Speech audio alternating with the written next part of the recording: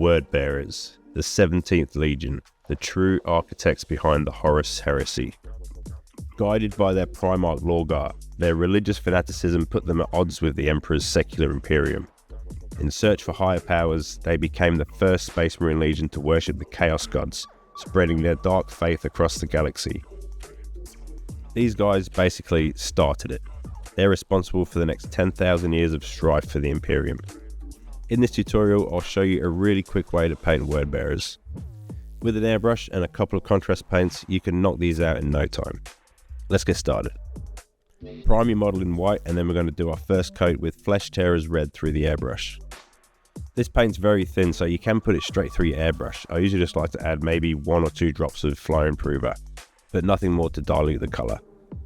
And I spray this mainly from the top of the model, and this will just give you natural highlights.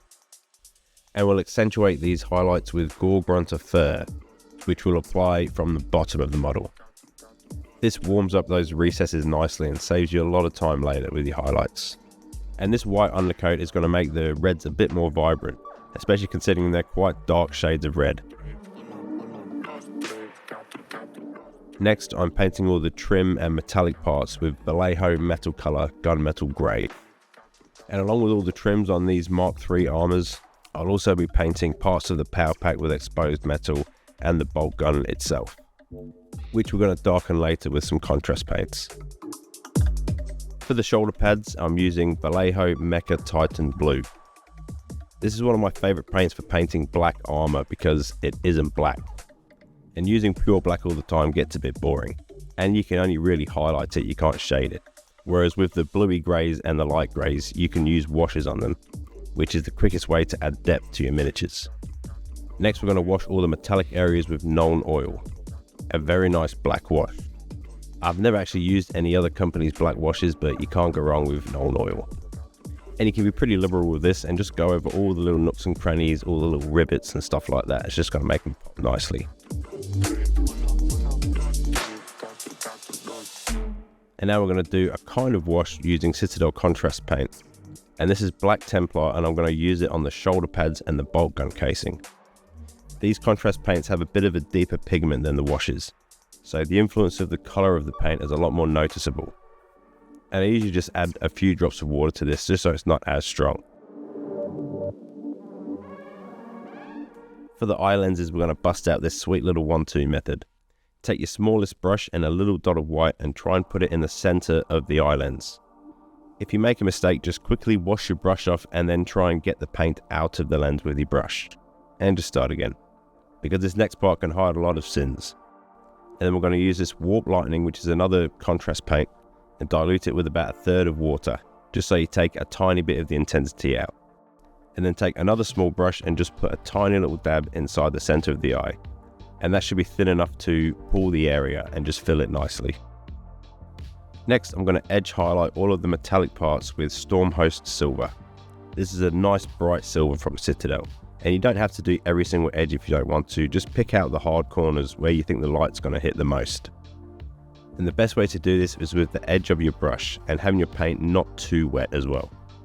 And you can test that on the edge of your nail before you put it on your model. And now for the Legion symbol on the shoulder pad. I'm using Zandri Dust to trace out the shape of an open book. And I'm not a very good freehand painter, but this method is easily passable for tabletop. And it's much cheaper than buying Forge World transfers. Once we have the basic shape of the book, I'm going to outline it with this Rhinox Hide, which is just a dark brown.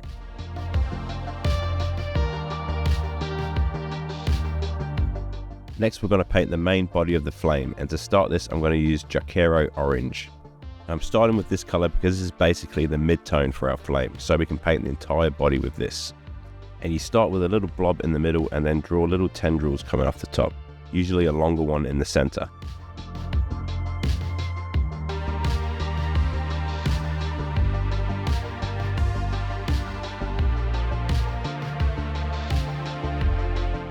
And next I'm using my next darker colour, which is Wild Rider Red, and I'm applying this towards the ends of the tendrils of the flame. And then to finish it off, just a bit of Yriel Yellow, and I'm applying this to the base or the centre of the flame. If you're doing tanks or something bigger, I'd probably invest in the transfers. Or you might be a really good freehand painter, who knows. Now, seeing as these are word bearers, they should probably bear some words. So with your thin brush and a little bit of white paint, I just start off with some Legion numbers dotted around the armour. And to paint the text, just do little squiggly lines that look like manuscript pages. For inspiration, I like to look at medieval illuminated manuscripts, and they generally have a large first letter that's a bit more decorative than the rest. So I usually try and start with that and base the other text around it. And for the red armour, I'm going to use some of the gunmetal grey again, just for a little bit of variation in the text. To do the base, I prefer to remove the model, so I sliced it up with my knife and I'm going to cover it with this AK Interactive Natural Rough Terrain. And this comes uncoloured, and we're going to colour it with some contrast paint. But first, with a spatula, I'm just going to smear it all over the base. And this is going to give us a nice starting point for our base, which is going to be inspired by Colchis, the planet of the word bearers. Once that's dried, I'm going to go in with a few blobs of this Agrellan Earth from Citadel. This is a crackle paint, so when it dries it will shrink and create little cracks that look like dried earth. And feel free to be pretty liberal with this. I haven't really found an optimal level of this kind of medium yet. The only bad result I've had with this is when I've used too little. And to colour it, I'm going to use yet another contrast paint, and this time it's Skeleton Horde. And there's no need to thin or dilute this, just slop it straight on. And this should give you just a nice dry arid look. And then we're basically done with this tutorial. It's a surprisingly straightforward scheme, this, just a couple of tones of red and some nice metallics and dark colours and you're off. And efficient enough to get your Legion started.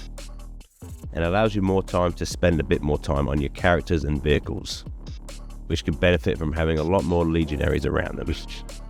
I hope you enjoyed this tutorial, and if you did, please like and subscribe, I'd really appreciate it. Thank you. And next up will be Salamanders.